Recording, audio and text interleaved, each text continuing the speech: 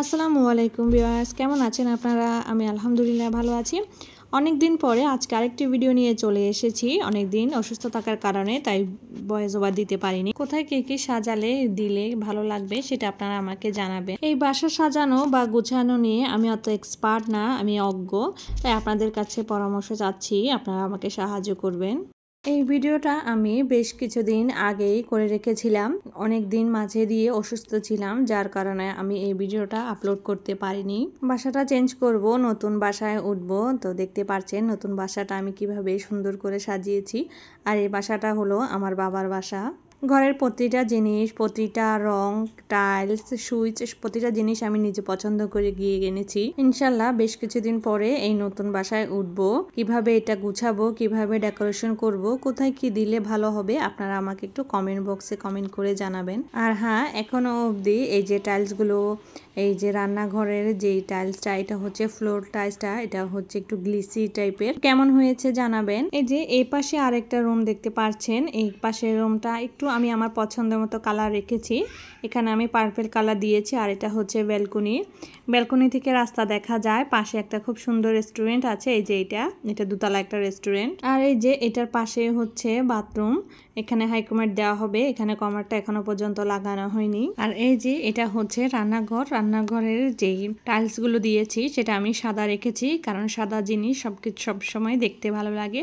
আর যে কোনো কিছু এখানে ডেকোরেশন করলেও ভালো লাগে। আর যেই রান্নাঘরের কাউন্টার টপটা, সেটা আমি ব্ল্যাক কালার রেখেছি। ব্ল্যাক কালার আমার খুবই পছন্দ। এই যে সিম্পলভাবে আমি আপনাদের সাথে রুমের ভিডিওটা শেয়ার করেছি। এরপরে আমরা চলে এসেছি সুইমিং পুলে। পাশেই আমাদের সি ওয়ার্ল্ড আছে। সি ওয়ার্ল্ডের এই সুইমিং পুলে চলে এসেছি বাচ্চাদের নিয়ে। বাচ্চারা অনেক দিন ধরে বায়না করছিল যাবে। এখানে টিকিট ফ্রি হচ্ছে 350 টাকা বড়দের জন্য, আর ছোটদের ফ্রি। আপনারা চাইলে যে ফয়েজ লেক আছে কনকর্ড, সেখান থেকেও এদিকে আসতে পারেন। সেক্ষেত্রে আপনাদের চার্জটা একটু বেশি নিবে, কিন্তু আমাদের এদিক থেকে যখন আপনি ঢুকবেন সেক্ষেত্রে আপনার চার্জটা একটু কম নেওয়া হয়, অনলি মাত্র 350 টাকা। আর ছোটদের জন্য একেবারে ফ্রি 5 বছরের নিচে হলে। এরপর আমরা চলে গিয়েছিলাম সন্ধ্যাবেলা অলংকারে, হেভেন সিটিতে। আমার সাহেবের কিছু শপিং করা দরকার ছিল।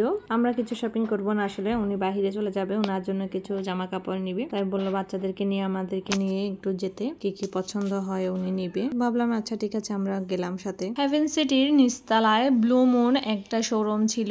এই শোরুমের ওদের কাপড়গুলো আমার সচরাচর খুবই ভালো লাগে। বিশেষ করে এখানে সব জেন্টস আইটেম ছিল, লেডিস খুবই কম। লেডিস 1 পিস 2 পিস ছিল, বাট আমার কাছে তেমন একটা এগুলো ভালো লাগে না। পুরুষদের কাপড়গুলো এখানে বেস্ট। এরপর আমরা চলে গিয়েছিলাম ফারাতে 3 তলায়, বাচ্চাদের জন্য কিছু ড্রেস নিয়েছি। এরপর আমরা কিছু নাস্তা খাবো, যেহেতু বাচ্চারা এসেছে, ওরা তো বাইরের খাবার একটু খেতে চায়, বিশেষ করে জুসটা। তাই এখান থেকে বাচ্চার জন্য চকলেট মিল্ক শেক আর হচ্ছে স্ট্রবেরি মিল্ক শেক নিয়েছি, আর আমাদের জন্য লেমন জুস নিয়েছি, আর ফুচকা নিয়েছি।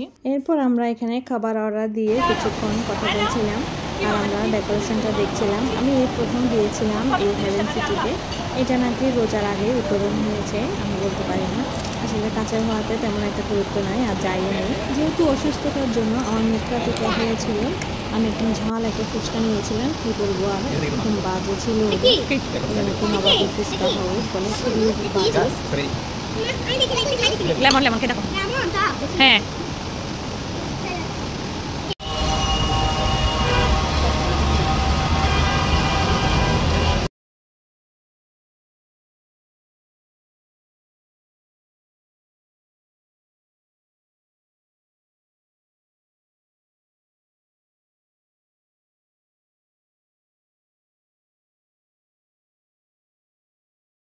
আজকে এ পর্যন্ত। আপনারা সবাই ভালো থাকবেন, সুস্থ থাকবেন, আমাদের জন্য দোয়া করবেন। আল্লাহ হাফেজ।